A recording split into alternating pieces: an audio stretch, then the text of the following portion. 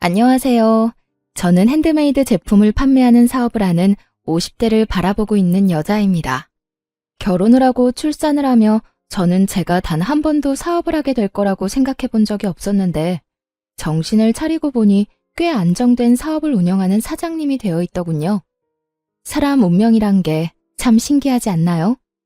오늘 제가 사연열차 애청자분을 찾아뵙게 된 건 다름 아닌 저의 자존감이 바닥을 치던 시절이 있었던 답답한 제 결혼 생활 이야기를 들려드리기 위해서인데요. 큰 용기 내어 사연을 보내니 다들 많은 응원 부탁드립니다. 그러면 이야기 시작해 볼게요. 저와 남편은 소개팅으로 만나게 되었습니다. 사실 처음엔 저뿐만 아니라 남편 역시 서로를 마음에 들지 않아 했어요. 그랬기에 저흰 주어진 음식을 먹으면서 적당한 예의만 지키고 다음 만남을 기약하지는 않았죠. 그런데 제가 실수로 남편의 휴대전화를 가지고 오게 되었고 그 바람에 의도치 않던 두 번째 만남을 가지게 되었어요. 격식 차린 차림이 아닌 운동복 차림으로 가진 두 번째 만남. 저 못지않게 남편 역시 편한 차림이었고 저흰 편한 차림만큼 가볍게 커피나 한잔하고 헤어지기로 했습니다. 그런데 소개팅이란 자리에서 벗어나 편하게 만난 남편과의 시간은 생각보다 즐겁더라고요. 남편 역시 그렇게 생각했는지 헤어질 무렵 다음 만남을 기약하게 되었죠. 그렇게 만남을 이어오다 3년이 되던 어느 날 저흰 결혼을 하게 되었고 남편과 제 사이엔 어느새 7살 아들이 자라고 있었죠. 신혼 때는 저 역시 직장 생활을 하고 있었습니다. 하지만 출산과 육아를 하며 일을 병행한다는 건 너무 힘든 일이었죠. 엄마, 나 어린이집 싫어. 가기 싫어. 도연아, 엄마도 도연이랑 헤어지는 거 싫어. 그런데 엄마도 해야 할 일이 있는걸? 엄마는 회사에 가서 일을 해야 하니까 도연이는 어린이집 가서 친구들하고 선생님이랑 조금만 놀고 있어. 엄마가 빨리 도연이 보러 갈게. 싫어. 도연이는 싫다고. 말이 터지기 시작하니 아들은 본격적으로 어린이집을 거부했고 전 결국 복직을 하고 3개월 만에 직장을 그만두게 되었습니다. 처음엔 남편도 제가 일을 그만두는 걸 반대한다거나 싫어하진 않았어요. 오히려 반기는 쪽이 가까웠죠. 아무래도 도연이 때문에 직장 생활을 더 하는 건 무리인 것 같아. 아침마다 전쟁도 그런 전쟁이 없어. 가기 싫다는 아들 떼어놓고 출근하는 내 맘도 편하지 않고. 퇴근도 늦으니까 도연이 데리러 가면 애 혼자 있을 때가 한두 번이 아니라니까. 그 어린애를 아침 일찍 데려다주고 제일 늦게 데리고 오고. 다 애를 위해서 회사 다니는 건데 정말 이게 애를 위한 일이 맞나 싶다니까. 그래서 말인데 나 회사 그만둘까 봐. 그래, 그렇게 하자. 나 혼자 본다고 우리 집이 망하는 것도 아니고. 내가 좀 더 부지런하게 일하면 괜찮을 거야. 당신은 다른 걱정하지 말고 우리 도연이나 잘 키워줘. 돈 걱정은 하지도 말고 집안일만 신경 써. 알겠지? 이렇게나 저와 생각이 통하고 든든하던 남편이었는데 시간이 지나면 지날수록 저에게 생활비로 압박을 해오기 시작하더라고요. 그것도 물가 반영은 1도 하지 않은 4년째 같은 금액으로 주는 생활비로요. 이번 달에 생활비 좀 줄이면 안 돼? 뭐? 생활비를? 안 돼. 지금 주는 것도 사실 부족해. 거기서 아끼고 또 아끼면서 겨우 맞춰나가고 있는 건 몰라? 그런데 여기서 생활비를 더 줄인다고? 안 돼. 절대 안 돼. 나도 힘들어서 그래. 요즘 회사 사정도 안 좋아서 연장 근무하는 것도 눈치 보이고. 그러지 말고 당신 다시 일자리 알아보면 안 돼? 나 혼자선 도저히 힘들어서 안 되겠어. 요즘같이 힘든 시기에 내가 취업이 되겠어? 하여튼 알아는 볼게. 그래도 큰 기대는 하지 마. 나한테 취업 가지고 부담을 주지 말란 말이야. 알겠어. 내가 부담을 주면 또 얼마나 준다고. 천천히 시간을 가지고 기다릴 테니까 노력이라도 해봐. 그렇게 전 취업을 준비하게 되었고 제 예상대로 그건 쉬운 일이 아니었죠. 경력 단절에다가 아기 엄마. 그 어느 회사에서도 선호하는 사람은 아니었고 취업을 준비하며 저의 자존감마저 바닥을 치게 되었습니다. 예전엔 다른 회사에서 이직을 권할 만큼 능력 있는 사람이었는데 이젠 어디에서도 환영받지 못하는 사람이 되었다는 생각에 자존감은 급속도로 바닥을 치게 되었죠. 그러는 와중에 그 어떤 압박도 부담도 주지 않겠다는 남편은 그 호언장담이 무색하게 그렇지 않아도 바닥인 제 자존감을 더욱 바닥치게 했습니다. 면접은 어떻게 됐어? 오늘 근처 회사에 면접 보러 간다고 했잖아. 그런데 그게 안 될 것 같아. 도연이 곧 8살이라고 하니까 초등학교 들어가면 엄마 손길이 더 많이 필요할 텐데 회사 일은 어떻게 할 거냐고 되묻더라고. 아, 답답하다, 답답해. 내가 더 답답하다. 어떻게 매번 그렇게 다 떨어지냐? 면접 보러 가면 좀 웃고 해. 그렇게 궁상 떨고 앉아있는데 어느 사장이 합격시켜주고 싶겠냐? 나 같아도 싫겠다. 당신 무슨 말을 그렇게... 그리고 내가 면접하러 가서도 이러고 있겠어? 지금이야 매번 면접에서 떨어지니까 속이 상해서 이런 표정인 거고 면접에선 나도 밝은 표정으로 있다고. 하여튼 말이라도 좀 예쁘게 하면서 위로라도 해주면 안 돼? 그렇지 않아도 속상하고 자존감도 떨어지는데 당신까지 꼭 그렇게 후벼 파야 속이 시원하냐고. 당신이 잘못해서 면접 떨어져 놓고 왜 나한테 화풀이야? 엄한데 화풀 생각 말고 저녁이나 차려. 돈 못 벌면 밥이라도 제때제때 차려내란 말이야. 남편은 매번 떨어지는 면접에 상심이 큰 저를 위로하기는커녕 비아냥대며 저의 속을 뒤집어 놓기 일쑤였고 전 그런 남편에게 마음이 상할 대로 상해버려 점점 입을 다물게 되었죠.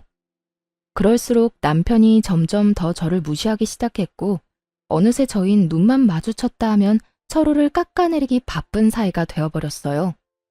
이번에도 떨어졌지? 물어 뭐해. 아무 말 안 하고 있는 거 보면 100% 떨어졌겠지. 하긴 나 같아도 당신 같은 아줌마는 안 쓰겠다. 나 같은 게 어때서? 당신 진짜 말 그따위로밖에 못해? 그리고 내가 이렇게 아줌마 된 게 다 누구 때문인데? 누구 때문인데? 설마 나 때문이라고 할 건 아니지? 당신이랑 결혼하고 애 낳고 집안일 하느라 경력단절 된 건 생각도 안 하나 봐. 내가 만약에 일 안 쉬고 당신처럼 일했으면 아마 모르긴 몰라도 업계 최고 대우 받으면서 일했을 거야. 그건 당신 생각이고, 그리고 그렇다고 한들 그게 무슨 소용이야? 지금은 취업도 못하고 집에서 밥이나 축내는 밥순인데 말이야. 뭐? 밥순이? 참나 기막혀서. 그러는 너는 뭔데? 밥순이한테 밥이나 빌어먹고 사는 너는 뭐냐고. 뭐? 밥이나 빌어먹어? 너 지금 말 다 했어? 됐다. 말을 말자. 내가 무식한 여팻네랑 무슨 말을 하겠어? 이렇듯 끝은 무식한 여팻네였고 전 여팻네 말만 들으면 치가 떨릴 정도로 무시를 당하고 있었습니다. 그렇게 무시가 일상이 되던 어느 날 친정엄마의 생일이 다가왔고 전 늘 그렇듯 돈을 뽑아 봉투에 돈을 넣고 있었어요. 다른 때는 1년에 한 번 드리는 용돈이기에 시댁 친정 구분 없이 50만 원씩 드리고 있었지만 남편 놈과 돈과 취업 때문에 다툼이 잦은 시기라 눈치가 보이더라고요. 그래서 고민하다 30만 원만 마련하게 되었고 그 돈을 봉투에 넣고 있었죠. 고작 30만 원에도 이렇게 눈치를 보고 살아야 하느냐는 마음에 참 속이 상하더라고요. 서럽기도 했고요. 말이야 바른말이라고 육아하고 살림 사는 걸 시급으로만 따져받아도 이렇게 부모님 용돈 드리는 것까지 눈치 볼 일은 없었을 텐데 이딴 남편을 둔 가정주부들의 한탄스러움이 정말 무엇인지 단번에 느껴지는 날이었습니다. 그렇게 한탄스러우면서도 남편의 눈치나 살펴야 하는 저 자신과 처지가 싫기도 했고요. 그렇게 한숨을 푹푹 내쉬며 봉투를 준비하는데 남편이 방으로 들어오더라고요. 방으로 들어온 남편은 그냥 저를 스쳐 지나가는가 싶더니 제 손에 들린 봉투를 보곤 걸음을 멈춰 저에게 물어오더라고요. 웬 돈이야? 전혀 아무것도 모른다는 표정에 저는 반사적으로 고개를 들어 남편을 노려봤고 저의 눈빛에 의아해하던 남편은 이내 엄마의 생일이란 게 떠오른 듯 재빨리 말을 하더라고요. 아, 장모님 생신이지? 이번 주 주말에 같이 밥 먹기로 했어. 시간 괜찮지? 주말에? 나 안 돼. 당직 잡혀서 회사 나가봐야 해. 진작 말해주지. 일찍 알았으면 다른 사람이랑 미리 바꿨을 텐데. 당직이라 사실 알고 있었어요. 당직이 아니라는 걸 말이에요. 남편은 평소 가지고 다니는 수첩에 당직 날은 습관적으로 표시해두곤 했는데 엄마 생일이 있던 달이라 미리 남편 수첩을 확인했었거든요. 그래서 그날로 엄마와 약속을 잡은 거였기도 하고요. 하지만 남편은 당직이라며 저를 속였고 전 그 거짓말에 속아 넘어가기로 했습니다. 그 당시 남편과 전 사이가 너무 좋지 않았고 그런 남편과 함께 식사 자리를 가서 아무리 사이 좋은 척을 해봤자 저의 모든 걸 다 알아차리는 귀신 같은 엄마가 모를 리 없을 테니까요. 그래? 뭐 어쩔 수 없지. 엄마가 당신 좋아하는 중식당 가자고 해서 예약해놨는데 취소하고 한식당으로 가야겠다. 사실 엄마는 중식보단 한식 좋아하시잖아. 한식당 갈 바엔 그냥 집에서 대접해. 괜히 나가서 식당에 돈 버리지 말고. 그리고 친정에 주는 용돈도 좀 줄여. 우리 형편에 50만 원이 가당키나 해. 아무리 1년에 한 번 주는 용돈이지만 요즘 같을 때는 너무 부담이야. 제가 알아서 30만 원을 챙겼을 때의 기분과 남편이 강요하는 상황의 기분은 정말이지 천지 차이더군요. 부담인 거 다 아는데 그래도 굳이 말을 그렇게 해야 해? 그리고 당신이 그렇게 말하지 않아도 30만 원만 뽑아왔어. 어련히 알아서 하지. 내가 당신이 그렇게 힘들다는데 50만 원씩 뽑아왔겠어? 잘했다 칭찬까진 바라지 않았어도 적어도 제가 이렇게까지 말한다면 최소한 침묵이라도 해줄 거라 생각했는데 그건 정말 저의 큰 착각이었더라고요. 30만 원을 드린다는 제 말에 남편이 화를 내며 펄쩍 뛰기 시작했으니까요. 뭐? 30만 원? 그것도 너무 많지. 10만 원만 드려. 아니, 그건 너무 심한가? 그래, 인심 썼다. 15만 원. 15만 원 드리고 식사 대접도 우리 집에서 해. 당신이 다 만들면 되잖아. 뭐? 너 진짜 양심 어디 갔니? 20만 원도 아니고 15만 원? 너 진짜 치사하게 이럴 거야? 다른 것도 아니라 우리 엄마 생일이야. 1년에 한 번뿐인 생일. 그런데 뭐? 15만 원? 생일 그게 별거야? 매년 오늘 생일 다 형편에 맞춰서 해드리면 되는 거야. 자식 힘들다는데 설마 더 달라고 하시기야 하겠어? 형편 같은 소리 한다. 다른 건 몰라도 30만 원은 드릴 거니까 그런 줄 알아.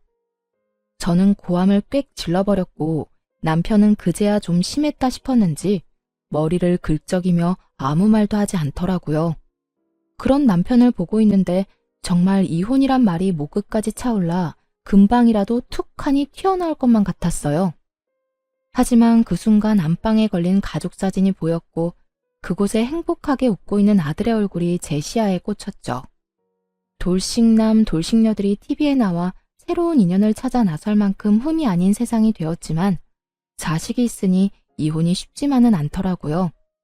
특히나 곧 입학을 앞두고 있는 아들에게 아빠를 빼앗을 순 없는 노릇이기도 했고 무엇보다 그대로 이혼을 했다간 제 능력 부족으로 아들을 보지 못하고 살 것이 뻔했기에 전 참고 또 참으며 말을 삼킬 수밖에 없었습니다.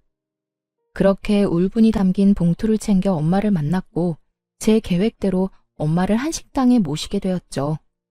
고급 한식당이 아닌 그저 평범한 식당이었지만 엄마는 참 기뻐하시더라고요. 딸밖에 없네.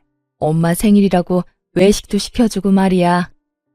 에이 엄마 그런 말 하지 마. 더 좋은 곳에 모시고 싶었는데 미안해. 내가 취업만 하면 엄마 좋은 데 모시고 가서 거하게 대접할 테니까 그때까지 건강하기만 하셔요. 생신 축하해요. 그래 고맙다. 요즘 많이 힘들지? 젊은 사람들도 취업이 힘들다고 난리던데 넌 더 힘들겠지. 그래도 너무 낙담하지 말고 알겠지? 난 괜찮으니까 너무 걱정하지 마.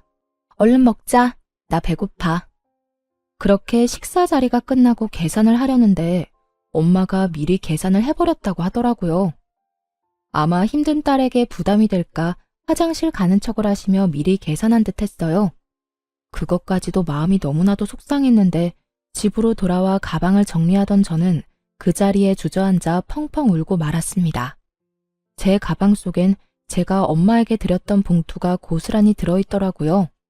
30만 원이 아닌 100만 원이 든 돈 봉투가요. 봉투 안엔 짧은 편지 한 장도 있었는데 엄마는 연신 취업에 실패하는 딸이 안쓰러워 좋은 옷이나 한 벌 해입을 하며 돈을 넣어뒀다며 나중에 잘 되면 다 갚으라는 내용이었어요. 그날 밤 그 돈봉투와 편지를 안고 얼마나 울었는지 모릅니다. 죄송하기도 하고 서럽기도 해서요. 전 그 100만 원 봉투를 보며 다시 태어나기로 다짐했고 취업 대신 100만 원을 발판 삼아 다시 한번 큰 용기를 내기로 했죠. 제가 낸 큰 용기는 사업이었어요. 처녀 때 제가 하던 일은 다름 아닌 보석 디자이너였는데 보석을 디자인하던 그 당시에도 전 머리핀에 관심이 많았어요. 그래서 전 제가 제일 잘할 수 있으면서도 좋아하는 일로 새로운 도전을 해보기로 했습니다. 그간 가정주부로 산 세월이 얼만데 그 흔한 비상금 한 푼이 없더라고요. 얼마나 악착같이 가정에만 충실하게 살았는지 기특하다는 생각보단 멍청했다는 생각만 들었어요. 제 수중에는 부모님이 주신 100만 원이 전부였고 그 돈으로 머리핀 재료들을 구입해 핸드메이드 제품을 만들어 팔기 시작했습니다. 처음엔 제품 종류가 많진 않았어요. 하지만 하나 둘 사간 고객분들의 재구매율이 높아지며 매출이 올라가기 시작했고 감사하게도 입소문들을 내주셔 점점 주문수가 늘어갔어요. 그러다 제가 머리핀을 판매한다는 이야기를 들은 아들의 유치원 원장님이 대량 구매를 해주신 것도 모자라 원생들과 학부모님들께 선물로 나눠주시며 그 인기는 절정에 다다르게 된 것이었죠. 그렇게 100만 원으로 시작한 사업은 어느새 온종일 제품을 만들어도 모자랄 만큼 주문이 넘쳐나고 있었습니다. 혹시나 망할 수도 있는 일이고 혹여나 그렇게 된다면 또 남편에게 모진 말들을 들을 수 있으니 굳이 남편에게 알리지 않고 시작했었거든요. 그런데 저의 사업은 어느새 작업실을 따로 얻어야 할 정도로 규모가 커져 있었죠. 그렇게 몸도 마음도 바쁜 사이 시모의 생일이 다가왔고 저 역시 남편과 마찬가지로 참석조차 하고 싶지 않았지만 그랬다간 또 무슨 불호령이 떨어질지 모르는 일이니 참석하게 되었어요. 여보, 어머님 용돈 준비했어? 안 했으면 내가 은행 간 김에 뽑아올까? 아니야. 내가 준비했어. 그래? 식당 예약도 당신이 했다고 했지? 웬일이래? 평소에 귀찮다고 신경도 안 쓰던 사람이. 어디 예약했어? 집에서 가까워? 어딘지 말하면 당신이 다 알아. 그냥 당신은 내가 운전하는 차 타고 가서 밥만 맛있게 먹고 오면 돼. 얼른 가자. 이러다 늦겠다. 남편은 평소와 다르게 시모 생일 준비를 혼자 다 한 상태였고 그런 남편이 저는 이상할 수밖에 없었습니다. 그도 그럴 것이 지난 결혼 생활 동안 친정은 물론이고 시댁일에도 남자가 뭘 아냐고 하며 귀찮은 일은 전혀 나서지 않던 남편이었으니까요. 하지만 이런 저의 의아함은 약속 장소에 도착하고 난 후 다 풀리게 되었죠. 남편이 시모 생일이라고 예약한 식당은 고급 한식당으로 유명한 곳이었기 때문이었죠. 저에겐 돈이 아까우니 엄마 생일상을 집에서 차려주라던 남편놈은 제가 돈이 없어 차마 모실 생각도 못한 한식당에서 제일 비싼 코스로 예약했더군요. 아무리 자기가 번 돈으로 자기 부모한테 쓴다고 한들 이토록 차이나게 대접할 거라곤 상상도 못했던 터라 그 배신감은 더욱 크게 다가왔습니다. 거기에다 용돈 봉투까지 두둑하게 준비해 제 앞에서 시모에게 건네는데 정말 눈이 돌아버릴 지경이었어요. 엄마, 여기 용돈 필요한데 쓰세요. 생신 축하드려요. 어머, 아들. 정말 고맙다. 그렇지 않아도 요즘 여기저기 쓸 데가 많았는데 역시 우리 아들뿐이야. 그런데 봉투가 좀 두껍다. 작년보다 훨씬 많은 것 같은데 요즘 우리 아들 벌이가 좀 되나 봐. 경기 안 좋아서 다들 힘들다고 난리던데. 역시 우리 아들 능력도 좋아. 에이, 얼마 안 돼요. 내년 생신 땐 더 드릴 수 있도록 노력할게요. 말이라도 고맙다, 아들. 화기애애한 그 분위기 속에서 진심으로 웃지 못하는 건 저뿐이었습니다. 우라가 치밀어 올라 당장이라도 그 상을 엎어버리고 싶은 걸 그야말로 죽을 힘을 다해 참고 또 참았어요. 그 순간 제가 표정 관리를 어떻게 했는지, 무슨 말을 어떻게 했는지 기억이 나지 않을 정도니까요. 전 그만큼 화가 나 있었고 남편에 대한 분노로 치가 다 떨릴 지경이었어요.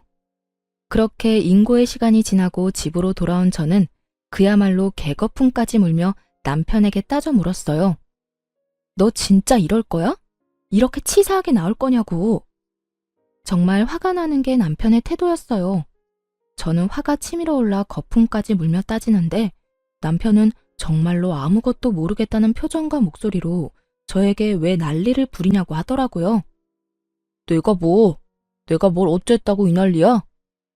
전 이런 남편의 태도에 더욱 화가 났고 그간 쌓아왔던 울분을 토해냈죠.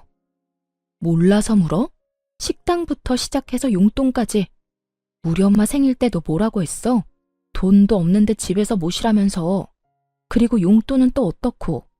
20만 원도 아까우니까 15만 원 주라고 그렇게 화를 내놓고선 오늘 어머님께 드리는 거 보니까 적어도 100은 돼 보이더라. 어떻게 그렇게까지 차별을 할 수가 있어? 뭐든 적당히 해야지. 네 엄마만 부모고 내 엄마는 남이다 이거니? 엄연히 따지면 남이 맞잖아. 그리고 당신 엄마는 당신이 챙기고 우리 엄마는 내가 챙기는 게 당연한 거잖아. 당신은 오히려 나한테 고마워해야 해. 당신이 장모님한테 드린 용돈도 내 돈으로 드린 거잖아. 그러니까 지금 당신이 나한테 화낼 게 아니라 고마워해야 하는 거라고. 30만 원이든 15만 원이든 그게 얼마든 당신이 나 없었으면 그 돈을 줄 수 있었을 거라 생각해? 뭐? 당신 진심이야? 정말 진심으로 그렇게 생각하고 있는 거야? 그리고 더 솔직하게 말하면 나 사실 당신 집에 돈 주는 거 아까워. 형편이 좋으면 몰라. 솔직히 나 혼자 벌어서 양가 다 챙기는 게 쉬운 줄 알아? 솔직한 심정으론 처가에 주는 돈 우리 집에 다 주고 싶다고. 이렇게 말하는 남편놈을 보며 더는 대화할 필요가 없다는 생각이 들더군요. 매번 형편 타령하는 것도 어이가 없었고요. 저희요, 서울에 자가 있습니다. 그것도 대출 하나 없는 저희 집이요.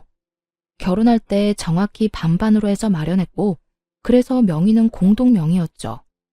남편의 월급이 적은 것도 아니었고, 적금, 생활비, 남편 용돈 등등 다 내고도 어느 정도 여유 있다는 거 저도 다 알고 있는데 그놈의 형편 타령에 입이 마르지 않는 지경이니 제가 얼마나 어이가 없겠어요. 오죽했으면 그냥 내가 자기 돈 쓰는 것이 꼴 보기 싫다고 하는 것이 도리어 남편이 덜 미울 것 같은 심정이었어요. 전 끊임없이 치사하게 구는 남편에게 이렇게 말했어요.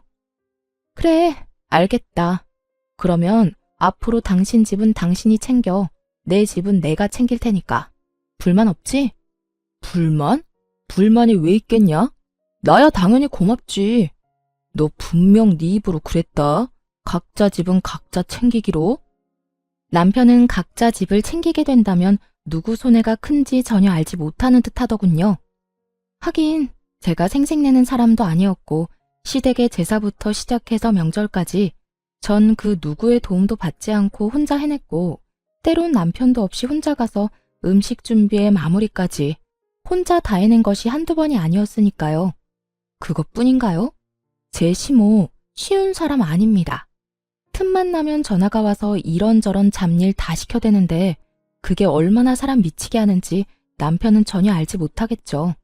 그런 모든 일들에서 해방시켜준다는데 제가 마다할 이유는 없었고 전 다시 한번 정확히 각자의 의미를 짚어주었죠. 그래, 알겠어. 앞으로 나 당신 집에 발길도 안 할 거야. 각자 집 챙긴다는 거엔 제사, 명절, 생신 다 포함되는 거 알지? 난 이 시간 이후부터 그 모든 걸 다 챙기지도 참석도 안 할 테니까 그런 줄 알아. 아, 물론 당신도 안 챙겨도 돼. 우리 집은 내가 알아서 챙길 테니까. 막상 제가 참석도 안 한다고 하자 남편은 잠시 멈칫하는 듯 했지만 친정에 쓰는 돈이 너무나도 아까운지 이내 알겠다며 약속 꼭 지키라고 하더군요.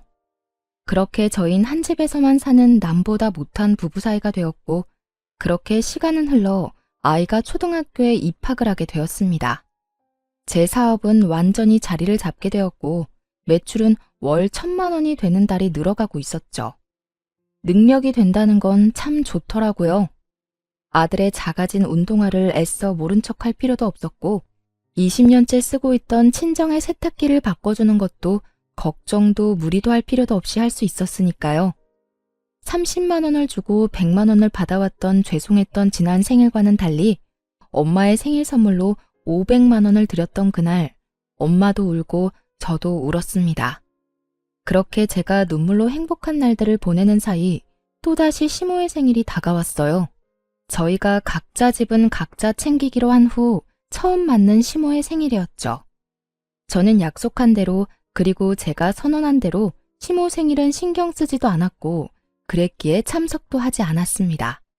그 대신 전 엄마를 모시고 그때 시모의 생신날 갔던 저에겐 돈이 없어 차마 엄마를 모시고 가지 못했던 그 한식당에 가게 되었죠. 엄마와 전 가게에 들어서 예약한 룸을 향해 걸어 들어가는데 그곳에 남편과 시댁 식구들도 왔더군요. 혹시나 하는 마음이 있긴 했지만 같은 시간대에 만나게 될 거라고는 생각도 못했는데 이를 어쩌나 했어요. 하지만 다행스럽게도 남편을 제외한 시댁 식구들은 저를 보지 못했고 저를 발견한 남편만이 저와 눈이 마주치게 되었죠. 전 그런 남편을 무시한 채 재빨리 엄마를 모시고 룸으로 들어가 버렸고 그런 저의 태도에 화가 난 남편이 저를 주차장으로 불러내더군요. 왜 오라가라 난리야. 엄마랑 같이 온 거 못 봤어? 엄마 혼자 두기 그러니까 할 말 있으면 얼른 해. 너 진짜 이럴 거야? 휴대전화도 끄고 뭐 하느라 우리 엄마 생일에 얼굴도 안 내비친다 싶었더니 네 엄마랑 여기까지 밥 먹으러 왔어? 당신이 그러고도 며느리야? 어떻게 며느리가 시어머니 생일에 참석도 안 할 수가 있냐고. 이거 왜 이래? 우리 약속 잊었어? 각자 집 각자 챙기기로. 당신 그래서 우리 아빠 생일도 참석조차 안 했던 거 기억 안 나? 지난달 친정아빠 생일에 자신은 참석하지 않고 돈도 쓰지 않아도 된다며 신나서 콧노래까지 부르던 것이 기억이 나지 않는 것 같아 콕 집어주었죠. 제 말에 남편놈은 그제야 생각이 난 건지 얼굴까지 붉히며 저를 노려보더군요. 그렇게 보면 어쩔 건데 다 당신이 자초한 일이야. 그러니까 나한테 여기서 괜한 시비 걸지 말고 들어가서 네 가족들이랑 시간 보내. 제 말에 할 말이 없어진 남편은 씩씩거리는가 싶더니 저에게 손을 내밀더니 이렇게 말했어요. 내놔, 내 카드. 뭐? 내 카드 내놓으라고. 당신 여기 내 카드로 결제하려고 했지? 그런데 어쩌냐? 나는 내 돈으로 당신하고 당신 가족 배불려 줄 생각 전혀 없는데. 사람이 변해도 어떻게 이렇게까지 변할 수가 있는 것인지 그 순간 저는 이때껏 왜 이런 남자와 뭐 때문에 함께 살았나 하는 생각이 다 들더군요. 전 남편의 손에 카드를 던져주다시피 돌려주며 이렇게 말했어요. 아 그래? 이까지 카드 한도 얼마나 된다고 이 난리야?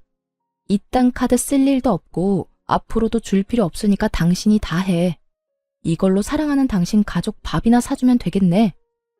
제 말에 남편은 코웃음까지 치며 이렇게 묻더라고요. 뭘 믿고 이러는 거야? 어디 취업이라도 했어? 네, 그래요.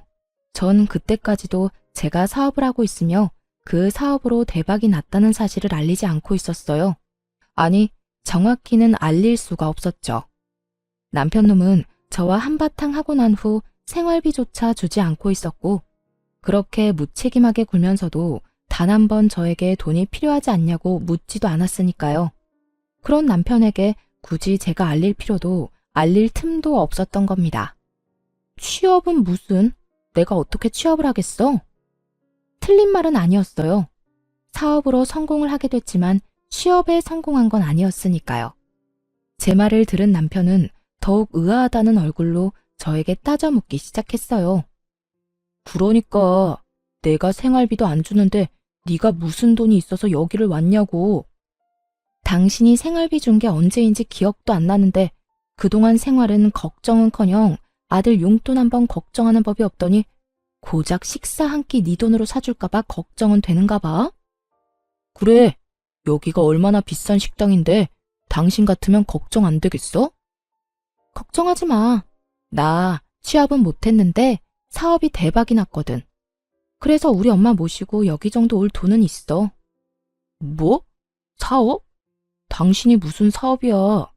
집에서 살림만 하던 여자가 사업은 무슨? 괜히 자존심에 나한테 거짓말하는 거지? 그래, 그거네. 자존심이 밥 먹여주는 거 아니니까 거짓말 그만하고 지금이라도 장모님이랑 빨리 나가. 여기 정말 비싸다니까.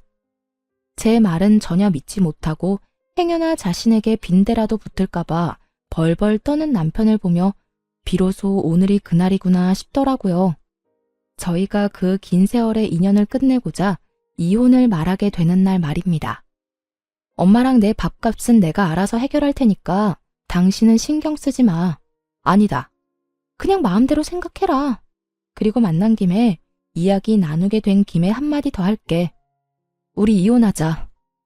그래도 함께한 세월이 10년인데 이혼을 고하는 제 목소리는 제가 느끼기에도 소름 끼칠 정도로 무미건조하더라고요.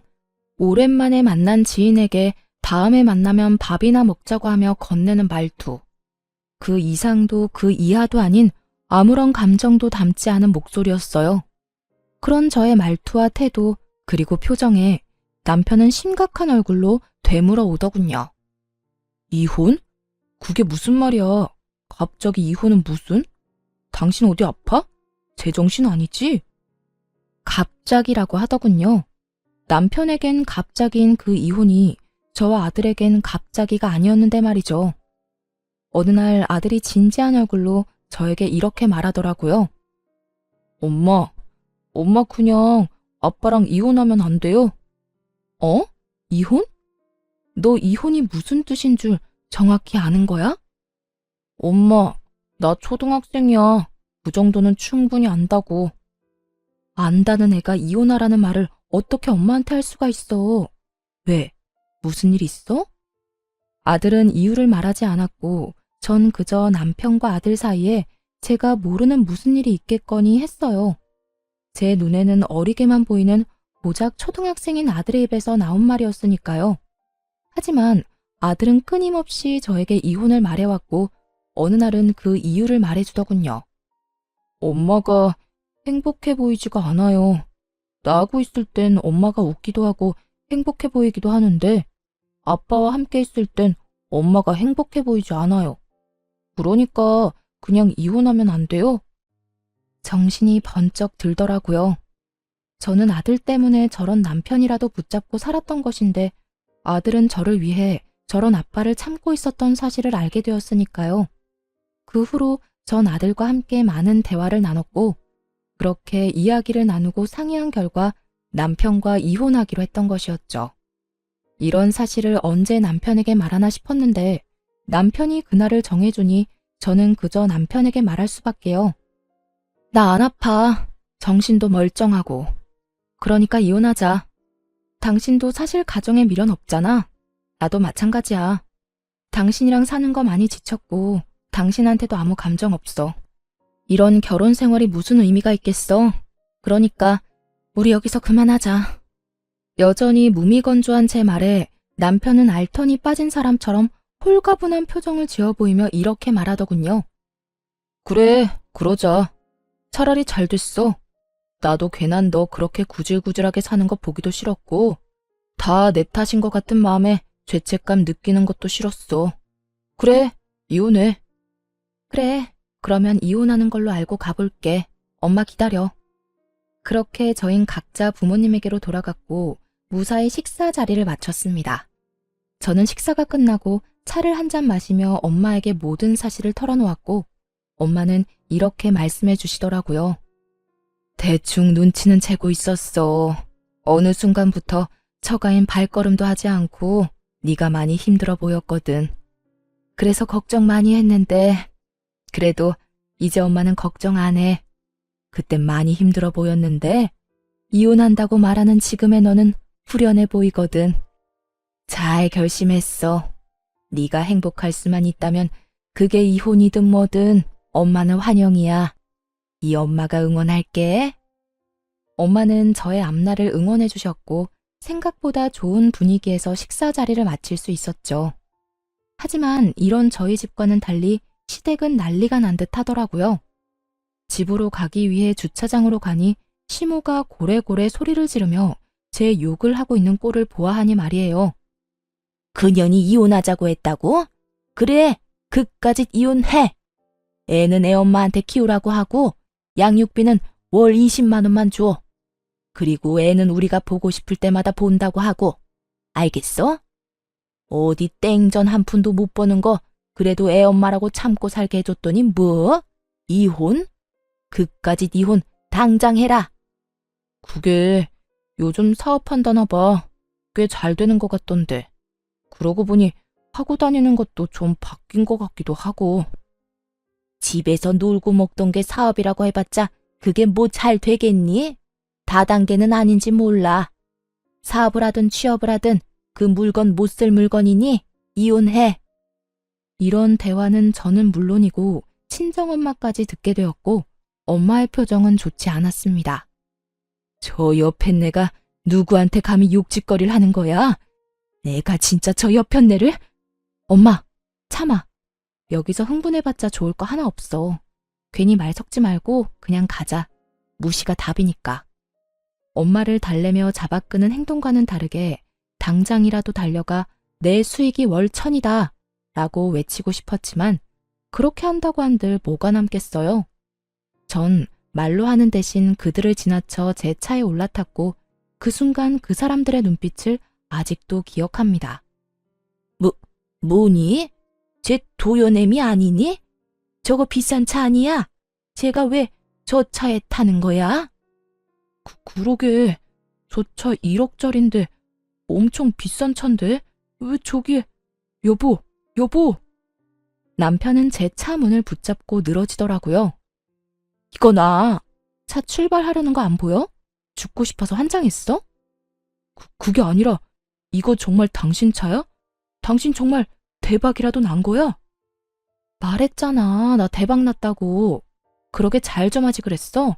사람 말도 좀 믿고. 여보 우리 이야기 좀 하자. 아까는 내가 말이 심했지? 미안해. 이제 와서 미안? 웃기지도 않는다 진짜. 다 됐으니까 저리 꺼져.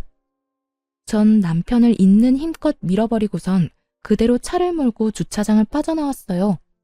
룸미러를 통해 보니 남편은 거의 울 것 같은 얼굴로 제 차를 쫓아오다 넘어져 버렸고 시모는 자리에 털썩 주저앉아 있더군요. 그 후로 저는 바로 이혼을 진행했고 남편은 그제야 끝까지 저에게 매달리더라고요. 여보, 우리가 이혼은 무슨 이혼이야. 내가 바람을 피운 것도 아니고 당신한테 나쁜 짓을 저지른 것도 아니고 이까진 일로 이혼한다고 하면 사람들이 다 비웃는다고. 사람들이 뭐라고 하든 난 상관없어. 그리고 당신이 나한테 한 행동이 외도하고 다른 게 뭔데? 당신은 말로 나한테 상처를 줬고 행동으로 나한테 배신감을 안겨줬어. 난 더는 당신을 사랑하지 않고 당신 같은 사람을 믿지도 않아. 여보, 내가 미안해. 나 정말 반성 많이 하고 있다고. 그래, 우리 도연이. 당신은 도연이 생각 안 해? 도연이가 아빠 없다고 손가락질 받길 바라는 건 아닐 거 아니야. 나도 그것 때문에 참고 살았는데 당신 아들 도연이가 제발 나더러 당신하고 이혼하라고 하더라. 뭐? 우리 아들이? 우리 아들이 왜? 거짓말이지? 도연이가 그랬을 리가 없잖아.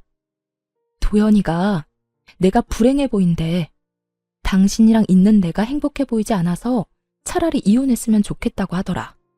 애가 그런 생각을 할 때까지 당신은 뭐 했냐? 도대체 뭘 했길래 내 아들이 나한테 그런 말까지 하게 만들었냐고. 충격적인 진실 앞에 남편은 할 말이 없는 듯 가만히 있더라고요. 오만 생각이 남편의 머릿속에 오가는 것 같기도 했고요. 우리 아들, 나 이혼하고 나면 당신 보고 싶지도 않대. 그러니까 그런 줄 알고 이혼 준비해. 남편은 이런 제 말에도 아무 말도 하지 않고 돌아갔고 그렇게 이혼은 진행되었습니다.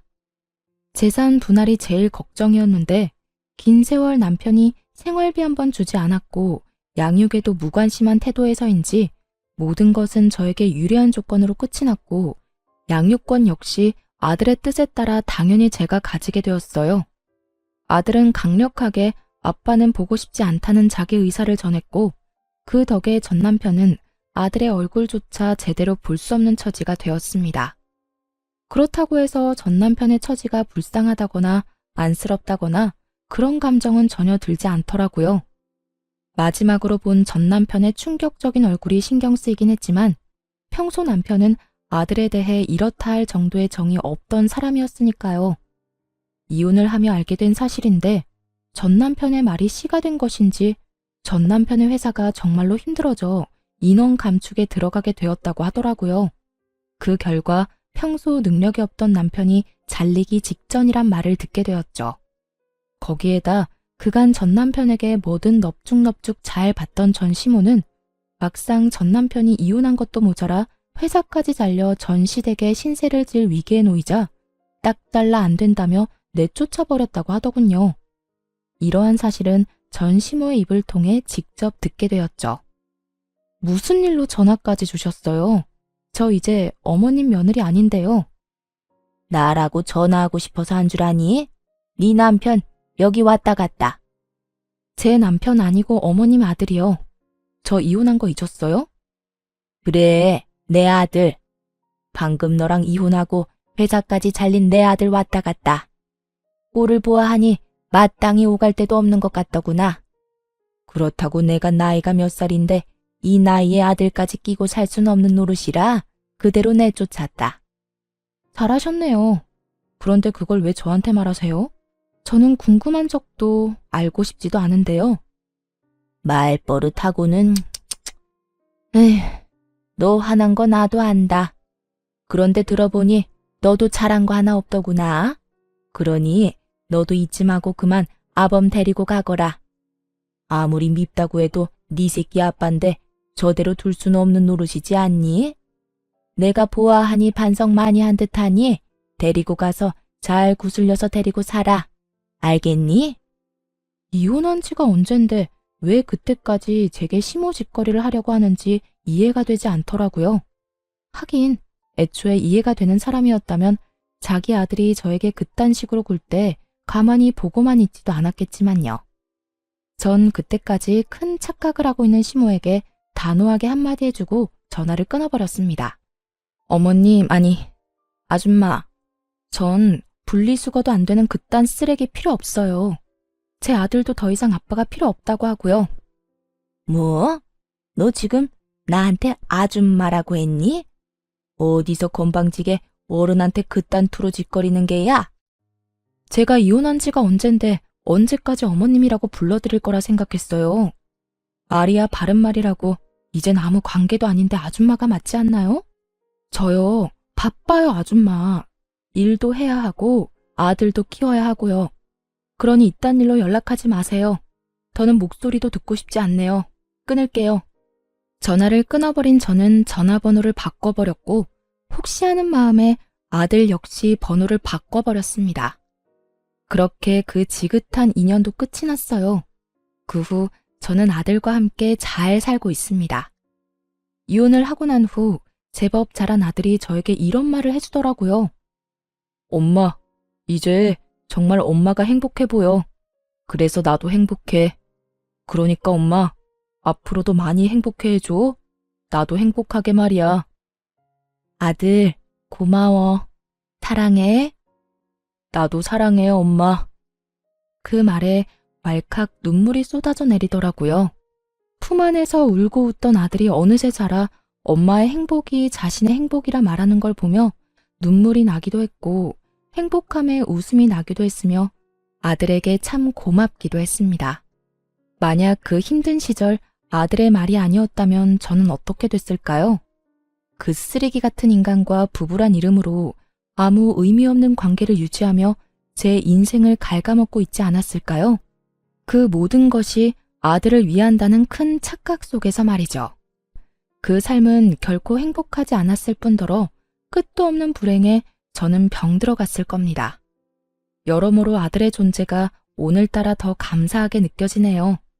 전 앞으로도 아들을 잘 키우는 것은 물론이고 힘들게 자리 잡은 제 사업이 흔들리지 않게 잘 유지하며 제 행복을 위해 살아갈 예정입니다.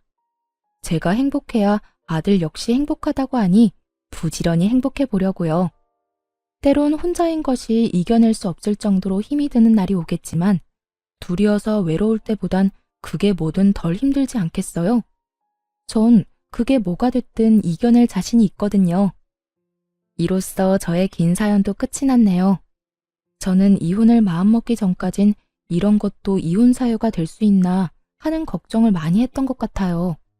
그 어느 날 전 남편이 했던 말처럼 남편은 외도를 저지른 것도 저에게 폭력을 행사한 것도 아니었으니까요. 하지만 이혼을 진행하며 변호사와 많은 상담을 했는데요.